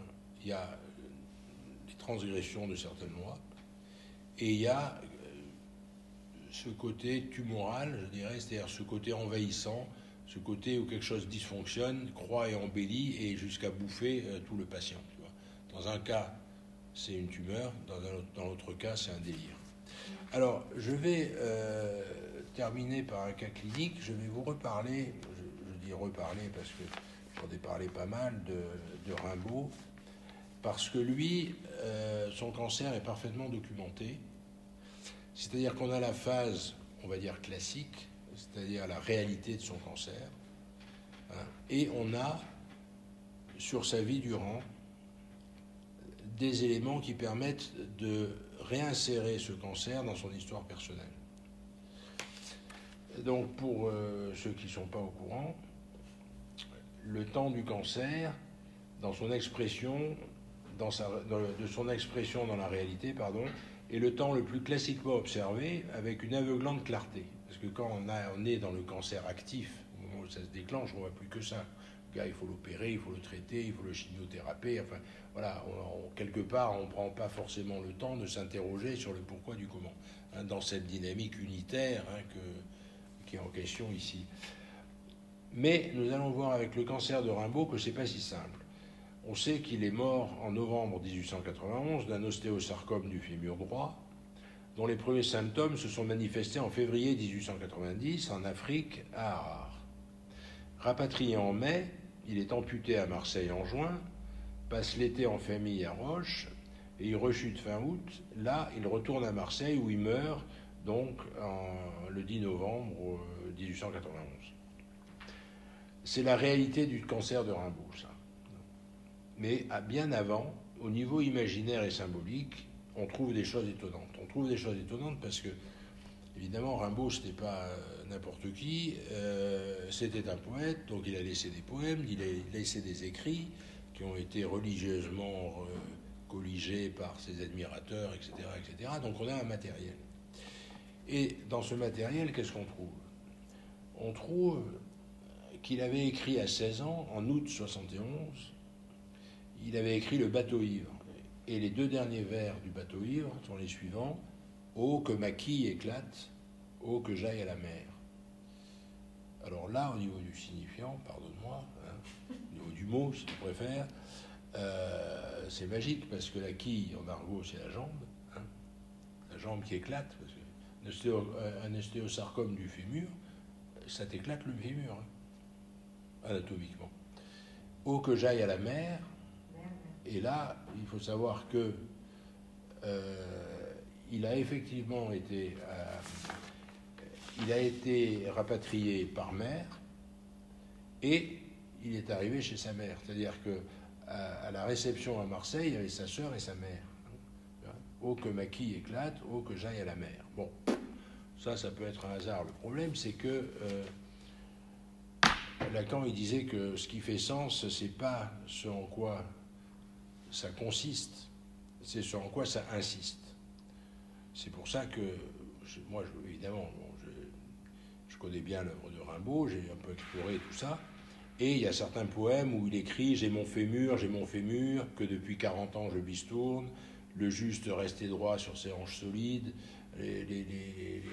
leurs doigts crochus crispés sur leur fémur. » Il évoque des becs de canne fracassés, mais des becs de canne, normalement, ça s'écrit C-A-N-E, parce que c'est la canne, le canard, le bec de canne pour ouvrir la porte.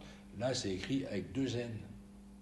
Donc, c'est des becs de canne fracassés. On a des cannes fracassées. Et les cannes, c'est comme la quille, c'est l'argot pour la guibole. Il faut savoir que Rimbaud avait vécu à Paris. Et à l'époque, l'argot à Paris, c'était beaucoup plus courant que maintenant. Alors, quand il écrivait ça, c'était pas genre qu'il avait fait une faute d'orthographe. Et enfin, ça c'est le plus beau peut-être, encore que au combat qui éclate, etc., c'est pas mal non plus quand même. Mais dans Une saison en enfer, il écrit ceci: nous reviendrons avec des membres de fer, il a eu une prothèse quand on l'a amputé, les femmes soigneront ces féroces infirmes, retour des pays chauds. Il écrit ça en 1874, c'est-à-dire à 20 ans. Tu vois le truc? Et ça, je veux dire, bon... Alors, qu'est-ce que ça veut dire, ça? Ça, c'est la dernière phrase, là, que tu as dit. Nous reviendrons avec des membres de fer, les femmes soigneront ces féroces infirmes, retour des pays chauds. Toujours dans le prémonitoire, alors. Ah ben oui, enfin, on peut, oui, non, je veux dire, ça fait toujours cucu de parler de prémonitoire, tu vois. Projection, bien sûr, en tout cas, prémonitoire. Non, mais le problème, c'est que si tu avais parlé avec Rimbaud à 30 ans, par exemple... tu n'aurais jamais dit, ouais, toi, tu as écrit ça, tu vas mourir du cancer du fémur, tu vois. Non, mais toi, finalement, rétrospectivement, tu le considères comme une prémonition. Non, mais absolument. Moi, ce que je considère, je vais te dire, moi, ce que l'on considère. Ce que je considère, c'est que le cancer de Rimbaud est probablement le cancer de n'importe qui. Tu as sa phase, on va dire, réelle, quand la maladie se déclare dans la réalité, le réel. Mais elle a commencé de toute éternité. Et là aussi, c'est comme la psychose.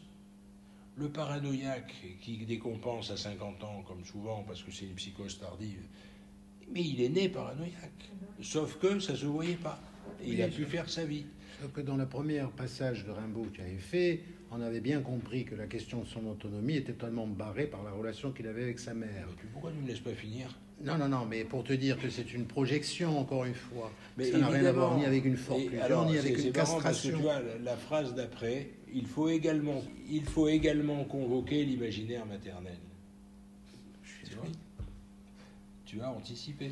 Tu as prémonitoire, tu as été. Voilà. L'imaginaire maternel avec qui il a toujours eu une relation particulière, voire d'emprise, même s'il a très tôt quitté la France et mis 5000 kilomètres entre eux. Il a vécu seul toute sa vie, ni femme ni enfant. Sa mère avait surinvesti son frère Félix, le frère de la mère, l'oncle de Rimbaud, parti tôt en Afrique à l'armée et revenu vers 30 ans pour mourir quelques mois après la naissance d'Arthur. Du coup, alors elle parle de ce frère Félix dans certaines de ses lettres, on sait ce qu'elle pensait de ce frère Félix, il était vraiment très investi. Et ensuite, donc, très logiquement, elle avait épousé un militaire, le père de Rimbaud, qui servait en Algérie au moment où ils se sont rencontrés. Tu vois. Donc on a de nouveau un Africain. Et de ses enfants mâles, Rimbaud était le préféré, l'autre étant considéré comme un bon à rien, Frédéric il s'appelait. Et Rimbaud, et c'est là qu'on voit l'imaginaire maternel, parce qu'on n'aurait pas le temps de... J'avais fait un truc plus long là-dessus, bon, mais on ne va pas tout refaire, mais dans l'imaginaire maternel, donc, il y avait telle emprise que Arthur, il a eu le cheminement de son oncle Félix. C'est-à-dire qu'il est parti en Afrique, comme Félix qui était parti lui en Afrique et il s'est engagé dans l'armée, pour échapper aux conséquences d'une rixe ou voire d'un meurtre ou un truc comme ça, tu vois. Hein. Et Rimbaud, d'abord il a fait quelques errances européennes, après il est allé à Chypre où il a été employé comme contremaître dans une carrière. Et là, il aurait tué un ouvrier. Et pour se casser, c'est là qu'il s'est cassé, il a fait Chypre-Aden. Il a traversé le canal de Suez qui a été ouvert en 1869, donc c'était opérant. Et il s'est retrouvé à Aden où il a commencé sa carrière de marchand en Afrique, tu vois. Donc lui aussi, le Rimbaud, il fait comme l'oncle Félix, il se casse en Afrique. Enfin, Aden, c'est pas en Afrique, mais il a été le plus souvent à Harar après, en Éthiopie. Et ensuite, eh bien, il est revenu en France, on l'a vu, pour y mourir quelques mois après, comme l'oncle Félix. Alors, le truc, parce qu'on peut se dire, bon, c'est un hasard, mais il n'y a pas de hasard, il n'y a que des rendez-vous, tu vois. Et c'est là qu'on est effectivement dans l'imaginaire de la mère. Hein. Le problème, c'est qu'il a gardé pendant toutes ces années africaines, au cours desquelles il est resté en Afrique de 1878 à 1890, il n'est jamais revenu en France. Hein. Par contre, il correspondait avec sa mère, il lui demandait « envoie-moi un appareil de photo, envoie-moi des bouquins, envoie-moi, tu vois, des trucs comme ça, un truc très opératoire. Hein. » Et il lui écrit, et c'est là que la merde, elle commence, et que les murs de l'impasse vont commencer à monter, il lui écrit qu'il comptait revenir en France au printemps 1891 pour se marier. Et il confirme ça par une deuxième lettre qu'il écrit en septembre 1890. On n'a pas les réponses de la mère. Et c'est dommage, parce que ça aurait été vraiment très intéressant d'avoir les réponses de la mère. On les a pas Toujours est-il que, en février 1891, donc quelques mois avant ce retour pour se marier, le cancer débute. Il va assez vite pour qu'il soit rapatrié en mars-avril, le temps du voyage, parce qu'il a fallu qu'il le brancardait sur 300 bornes, putain de désert, tu vois ce que je veux dire.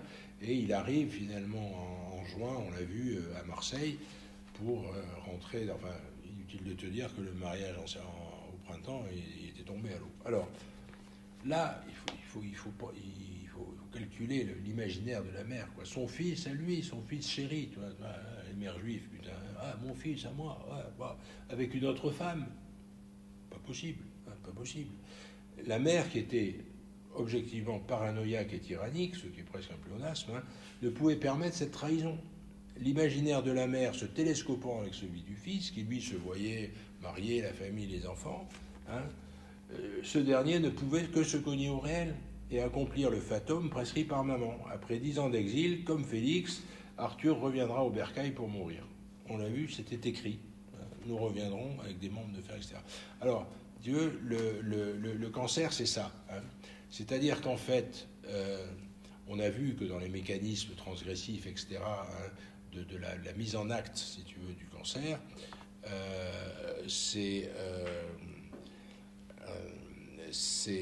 un processus qui est proche, hein, de celui des psychoses, où tu as effectivement la transgression, le machin, l'efflorescence délirantes, Mais au niveau qu'on pourrait dire étiologique, si tu veux, hein, si tu prends plus de champs et que tu vois ça sur un cas, sur une vie, tu t'aperçois que ça s'inscrit non seulement dans la réalité, mais aussi dans l'imaginaire, et pas seulement dans l'imaginaire du patient, et également ça se repère dans le symbolique. C'est-à-dire il y a une unité, et ça c'est comme dans la psychose.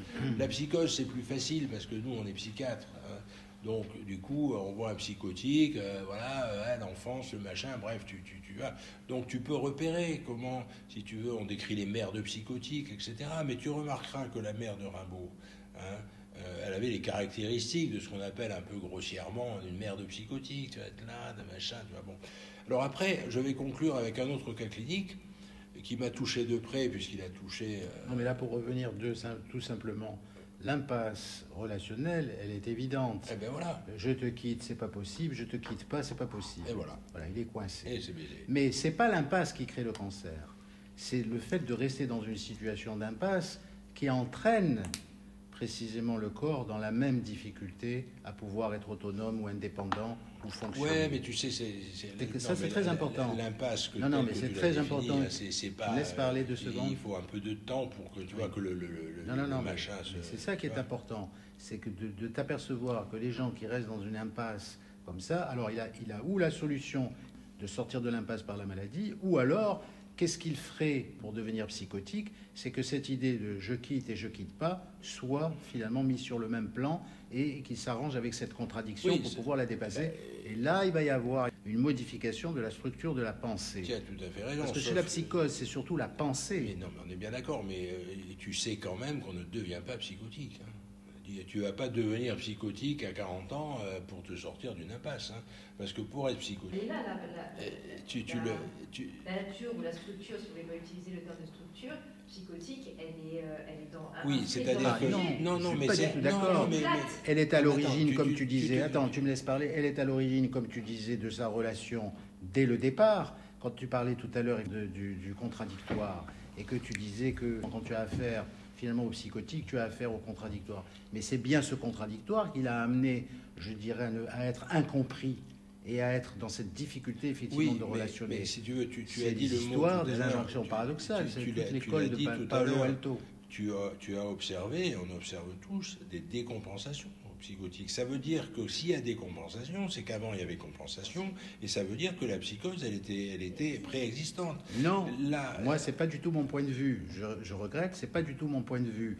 La psychose, elle peut être entraînée comme c'est pas une maladie psychique imaginaire, et on le sait maintenant avec les neurosciences. Tu as très bien remarqué dès le début. Tu m'écoutes pas. Si, je t'écoute. Je t'ai entendu, mais oui, mais écoute, on n'est pas dans les patates de Cantor. Hein. Tu disais un truc très correct tout à l'heure dans ton introduction, quand tu disais que putain, tu avais vu des fous complets, vieux qui fumaient et tout, ils n'avaient rien. Bon, et bien ça. Vous avez une maladie mentale. Je vais te montrer comment ça fonctionne dans la vraie vie, à savoir que moi. Tu te souviens de mon associé. Voilà. Bon, et bien ce type, à 30 ans, il était en délicatesse avec la CARF, et il me disait, moi de toute façon la CARF, j'en ai rien à foutre, d'ailleurs moi dans ma famille on meurt jeune, et la retraite, j'en profiterai pas, à 30 ans. À l'automne 2022, son frère, qui avait 68 ans, tu vois, il est mort en un mois d'un cancer du poumon, putain. Il avait mal au dos, diagnostic, mort un mois après.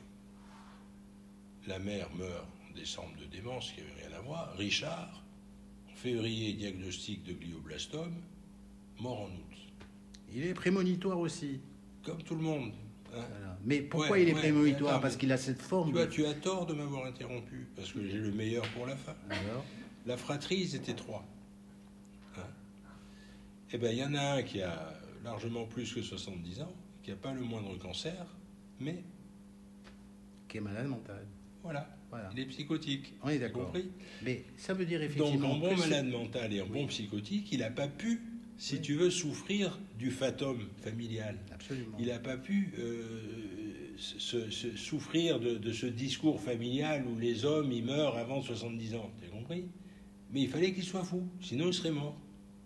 T'as vu? On est Ça, c'est d'accord. clinique, tu peux rien faire. C'est-à-dire que d'une certaine manière, la C'est mieux. relation a amené l'un, je dirais, à cette décompensation somatique et a amené l'autre à cette décompensation mentale. Oui, parce Mais que... tous les deux sont malades. Ah, mais de toute façon, Non, mais tous les deux sont malades, pourquoi? ils ne sont pas malades de la même façon. Non, mais voilà, mais ils sont malades quand même. Ah, ben malades, ils sont. Ah, mais il y en a et- même qui sont et- morts. Putain, et- plus et malades, mourir c'est pas même, possible. voilà, c'est ça. Donc, effectivement, ça veut dire qu'il y a bien quelque chose qui, dès le départ, a engagé une relation, par exemple avec sa propre croyance à lui, de dire je vais mourir jeune. C'est pas n'importe qui dit je vais mourir jeune. C'est-à-dire, Non, mais ses mais fonctions. c'est le discours familial. Le père, il est le Mais père. voilà, c'est une l'histoire le père, il est relationnelle. mort à 65 ans. Le frère du père, qui était architecte, il est mort à 67 ans. Tu vois ce que je veux dire? C'est pas venu comme ça, tu vois. Voilà, mais c'est tout relationnel, parce que Non, si mais le parce père que- il se met à mais parler oui, comme ça à mais l'enfant. alors, ce qui est important, c'est ça, c'est pas ce en quoi ça consiste, mais ce en quoi ça insiste. Par exemple, dans Une saison en enfer, Rimbaud, il intitule, tu sais, il y a des petits, c'est une succession de poèmes en prose, La saison en enfer. Et c'est de cette saison en enfer qu'est tiré le truc, nous reviendrons avec des membres de fer, etc. Tu vois, qui s'articule avec les autres, avec la qui, etc. Bon, mais il intitule un des poèmes Mauvais sang. Il n'est pas mort de leucémie. Tu vois? Non, mais encore heureux que tu n'aies pas utilisé des trucs comme ça, mauvais sang, tumeur, etc. Ah non, mais ça... Ça, c'est encore plus fou. Oui, non, mais tu vois, ça vous aura été épargné. Il y a quand même des psychotiques cancéreux. Il y en a. Ah, mais bien sûr. Je peux même te dire qu'il y en a à peu près autant que des non cancéreux dans l'épidémiologie, mais il y a une remarque. Ouais. Donc, C'est que, en fait, si tu veux, c'est anormal, ça. Parce que les psychotiques ont à la fois une hygiène de vie déplorable, il l'a dit au début, ouais. et à la fois, ils sont ingérables au niveau des soins, tu vois. Donc, malgré ça, il en meurt pas plus que des gens normaux. Ah oui. Et après, alors c'est un peu subtil, parce que moi je sais, bon, évidemment, c'est un peu idiot peut-être ce que je vais dire, mais manifestement, toi c'est pareil, mais moi, putain, dans ma carrière de psychiatre, honnêtement, j'ai perdu, 2 ou 3 patients de cancer, tu vois, et pourtant j'en ai vu, hein, tu vois, je vais te dire. Bon, maintenant, c'est sûr que si tu veux, à toi, tu peux dire que le cancérologue, putain, il voit que des cancéreux. Bon, moi, je suis pas déjà dans le somatique, etc., etc. Oui. Mais j'ai quand même, par exemple, des tonnes de problèmes thyroïdiens, de problèmes endocriniens, hein, que ce soit au niveau des hormones sexuelles, du pancréas, des diabétiques, je veux dire, tu vois. Donc on a des maladies physiques, tu vois, mais le cancer, il y en a très peu. Oui, Beaucoup de maladies cardiovasculaires en psychiatrie, tu vois. Absolument. Tu vois. Parce que la capacité d'élaboration, elle est peut-être moins possible chez des gens qui vont finir avec un cancer, c'est-à-dire dans l'épuisement et dans un rythme infernal qui n'est plus un rythme, qui devient une cadence. Et ces gens-là, ils n'ont pas la capacité, ni la dimension imaginaire, ni cette capacité projective, je dirais, à s'identifier ou à identifier le monde par rapport à eux. C'est vrai que, tu as raison, hormis le cancer du sein, ou en tout cas les cancers, je dirais, endocriniens, là, comme la prostate, etc., tu vas rarement trouver... tu vas pas avoir de gens qui viennent te voir en thérapie et qui, comme tu as dit, d'ailleurs c'est justement ce que tu as dit, c'est-à-dire qu'au bout du compte, ils finissent un jour par t'apprendre qu'ils ont fait un cancer. Pourquoi? Parce que préalablement, la question de la relation et d'envisager cette capacité projective qui va créer un transfert, ça fait partie de leur fonctionnement. Ceux qui n'ont pas cette capacité, je dirais projective, et qui n'ont pas la capacité à transférer, iront voir le psy peut-être une fois ou deux, mais ils ne retourneront plus. Parce que c'est dans le banal, c'est dans la conformité, c'est dans la littéralité, et c'est la question de l'imaginaire qui est totalement refoulée. Ces gens-là roulent sur un moteur. Si jamais il arrive quoi que ce soit, ils sont, je dirais, simplement confrontés à cette réalité, et ils n'ont pas d'autre possibilité de pouvoir subjectiver la réalité, ou même d'avoir affaire au rêve qui permet de trouver d'autres solutions, et ainsi de suite. En tout cas, on l'applaudit.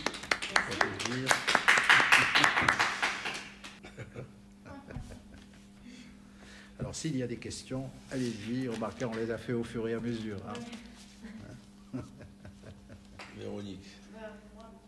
Véronique, toi qui as une longue carrière quand même de psychiatre, de chef de service, Je suis terre à terre. mais alors, non, mais c'est très intéressant, terre à terre. Non, c'est Justement. vrai que les psychotiques ont plein de facteurs de risque et sont rarement des cancers, c'est sûr. C'est ça. Ça, c'est les doigts jaunes, tout ça, c'est incroyable. Les doigts jaunes. À force de fumer, ils ont les doigts tout jaunes, ils ont des facteurs de risque.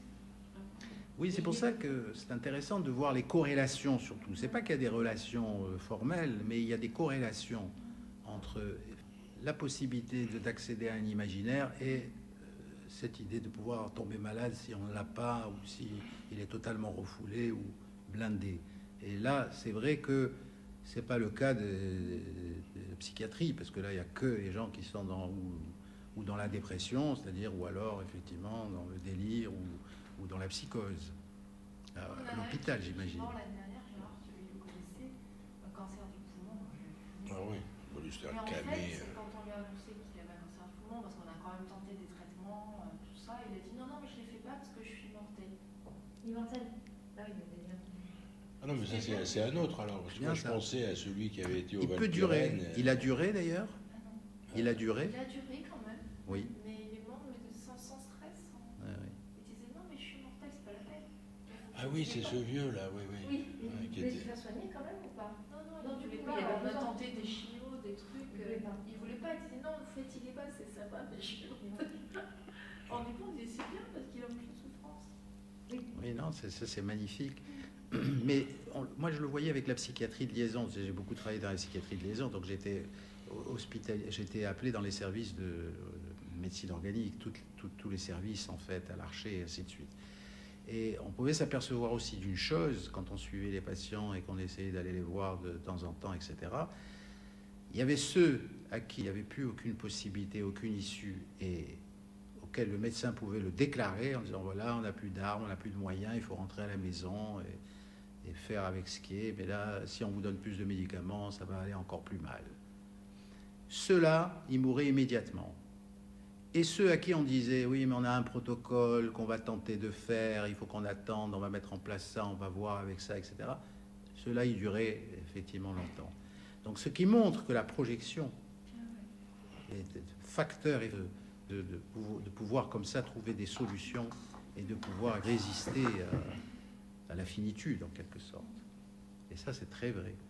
Donc, la projection, la croyance, l'espoir. C'est bien. Alors, c'est vrai que Rimbaud, c'est un poète quand même. Hein, il est dans la poésie. On peut dire que la poésie et le rêve, c'est un peu la même forme d'irrationalité en termes de subjectivité. Il finit par faire un cancer. Il est intéressant quand même. Oui, mais alors ce qui est intéressant parce que quand même sa poésie n'a pas permis d'aller au-delà de cette impasse. Ou alors, tout à fait. qu'est-ce qu'il a fait de cette poésie? Mais ce qui est toi, surtout qui le connais intéressant, c'est que malgré d'ailleurs certains écrits qui le diagnostiquent comme ça, il n'était pas psychotique. Ouais. Tu vois, il a eu sa période, tu sais, de poésie où là, il a essayé de secouer les chaînes du signifiant. Tu vois, il disait dans ses lettres du voyant à Paul Démény, il disait il faut retourner par le mot à l'objet. Ça, il le disait, tu vois. Lui, il parlait pas de signifiant. Le poète doit être voyant, tu vois. Il parlait d'hallucination simple, etc. Ouais, il a même écrit je connais tous les tours de la folie, etc. Tu vois. Bon, après, il tapait le chichon, il picolait, enfin, tu vois, il a eu... Mais ça a duré entre 15 et 20 ans, quoi, 5 ans. Et après, il n'a plus rien écrit, il s'est cassé. Tu vois. Très bien. J'ai bien aimé aussi ce que tu as dit sur les cellules en folie, ce parallèle entre la désorganisation psychotique et... Ouais, la folie en cellule, en iso, donc, en isolement, et la cellule en folie, oui, effectivement. Non, mais il y a une... Dans les deux cas, c'est des logiques similaires. C'est des logiques où les mecs, ils transgressent. C'est ça qui est intéressant. C'est-à-dire qu'il y a des lois biologiques, des lois de la nature, des lois je sais pas quoi, tu vois, bon. Et ben, ils transgressent. Le névrosé, il ne transgresse pas. C'est-à-dire que lui, il souffre parce qu'il obéit en permanence, tu vois. C'est vraiment ce que disait Israël. Israël, il disait, la différence entre la psychose et la névrose, c'est très simple. Pour le psychotique, 2 et 2, ça fait 5. pour le névrosé, 2 et 2, ça fait 4, mais il n'est pas content. Tu vois? Moi, je trouve ça très joli, mais c'est ça. Ouais, c'est là-dessus qu'on va s'arrêter. C'est aussi intéressant cette idée d'impasse que je découvre parce que je l'avais jamais vraiment, je m'avais jamais représenté de cette manière, même si on sent que chez les cancéreux, c'est toujours à un moment où ils ne peuvent plus trouver de solution, effectivement, qu'il y a quelque chose qui vient les sortir par le réel ou par quelque chose auquel ils ne peuvent pas échapper. Mais je trouve ça aussi intéressant de l'appliquer sur la psychose. Oui, bien sûr. Ouais, il faut se sortir effectivement de cette notion de pulsion de mort ou de cette notion qu'il n'y aurait que des mécanismes internes qui sont fondamentaux. La relation est fondamentale, mais la relation, c'est la relation à l'autre, c'est la relation au monde. Et si on ne tient pas compte de cela, on ne comprend pas grand-chose, surtout aujourd'hui, avec les pathologies auxquelles on a affaire aujourd'hui. Je comprends bien ça, parce que ça me fait... Moi, j'ai une base de philo, hein. Donc avant tout, j'ai fait de la philosophie et j'ai préparé l'agrégation. Ça me fait penser à Deleuze. Oui. À 2 moments, j'y ai pensé pendant vos interventions. La première, c'est dans Logique du sens, où Deleuze reprend Vendredi ou la vie sauvage. Et il écrit cette phrase, d'ailleurs, ça fait écho à Lacan, parce qu'il écrit « Le monde sans autre, c'est le monde dans lequel on se cogne ». Donc, en fait, c'est pas capitonné. Il n'y a pas l'autre pour nous faire exister. Et je trouve que ça fait écho, évidemment, avec la phrase qui a été reprise « Le réel, c'est l'amour, c'est que ce... » Oui, mais si t'as pas d'autre, tu n'as pas besoin de symbolique, tu n'as pas tout à besoin fait, de... c'est ça. Et c'est là où je trouve que cette... voilà, moi, mes bases avant tout la philo, ça m'avait beaucoup intéressé. C'est pour ça que j'avais fait un mémoire sur Deleuze et j'avais fait une rencontre entre Deleuze et Anzieux sur justement le corps sans organes qu'on retrouve et le moi-peau, cette dilution en fait qu'on retrouve chez le psychotique où il n'y a plus d'intérieur et d'extérieur. Le moi-peau, c'est machin là. Anzieux. Anzieux, ouais. C'est dit Anzieux, ouais. J'avais fait ces rapprochements Deleuze, Anzieux. Et donc il y a ce rapport à l'autre qui est effectivement essentiel. Et il y a un autre moment où j'ai pensé à Deleuze, c'est justement quand Deleuze critique fortement la psychanalyse. Parce que moi j'ai 20 ans de psychanalyse personnelle derrière, donc mon psy je l'ai bien attaqué en utilisant justement des concepts philosophiques. Et c'est quand Deleuze critique le psychisme freudien, c'est-à-dire une espèce de mise en scène dans lequel le père jouerait le père, la mère jouerait la mère et le gamin jouerait son Oedipe. C'est-à-dire que tout est presque une mise en scène. Et il voit ça comme quelque chose de très en fait passif, alors que Deleuze lui oppose un concept qui est beaucoup plus le psychisme lacanien, qui est une dynamique. Il dit en fait c'est pas du tout ça, le psychisme c'est pas une scène de théâtre, c'est une usine. Et ça je trouvais ça aussi intéressant dans la dynamique dans laquelle on se situe, c'est-à-dire que le psychisme ne cesse pas de parler, d'agir, d'être en mouvement. Il n'y a rien de fixe, quoi. Il n'y a pas des identifications comme ça qui sont figées. Au contraire, tout est en process et en fabrication. Voilà, c'était une petite remarque. Oui, c'est très vrai. La pensée entraîne la pensée, qui entraîne la pensée, qui entraîne la pensée. Il n'y a pas d'arrêt de la pensée. Ah non. Parce que même quand on dit je ne pense pas, on pense. Voilà, c'est ça. Même penser à rien, c'est penser. Même la nuit, les transcéphalographies en témoignent. La nuit, elle se fait de... À la prochaine alors. On te remercie.